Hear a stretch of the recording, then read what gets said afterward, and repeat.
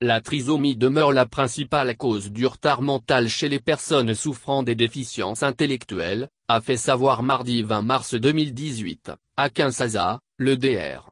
Marcel Kinkanda, psychologue aux cliniques universitaires de Kinshasa, au cours d'une interview avec un journaliste de l'ACP, à l'occasion de la Journée mondiale de la trisomie, célébrée le 21 mars de chaque année. Il a, à cette occasion, indiqué que cette anomalie chromosomique correspond à la présence d'un chromosome surnuméraire au niveau de la 21e paire de chromosomes.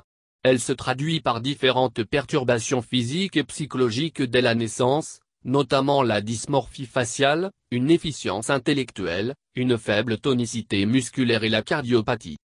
Cette maladie, a-t-il ajouté, est causée par un surdosage de protéines qui dépasse les capacités du mécanisme cellulaire chargé de réguler la production des protéines.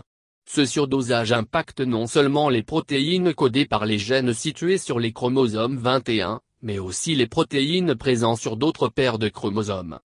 Il a lancé un appel aux professionnels de santé de la RDC de bien vouloir sensibiliser la population, qui pour la plupart ne connaît pas cette journée, à travers l'information, le dialogue et les animations ludiques, ainsi que de soutenir les malades et leurs proches en leur donnant un lieu de rassemblement et d'expression. Placée sous le thème « Heureux de vivre », cette journée a été créée en 1990 et mise en place par l'Association française pour la recherche sur la trisomie 21, AFR, pour soutenir la recherche et faire connaître les avancées scientifiques et médicales sur la trisomie 21. Une grossesse sur 5 des fœtus porteurs de la trisomie arrive à terme.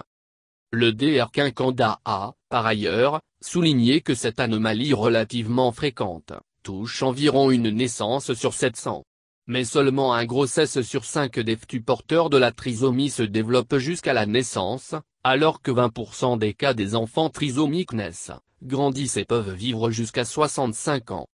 Chez les trisomiques, a-t-il poursuivi, les mutations génétiques sont rares et identiques sur 3 copies de chromosome 21, ce qui diminue le nombre de variantes génétiques délétères. Ce qui provoque la mort in utero du fœtus. Les enfants trisomiques, par contre, ont une régulation accrue des gènes présents sur les chromosomes 21, ce qui permet de compenser au moins partiellement la présence d'un 3e chromosome sur cette paire.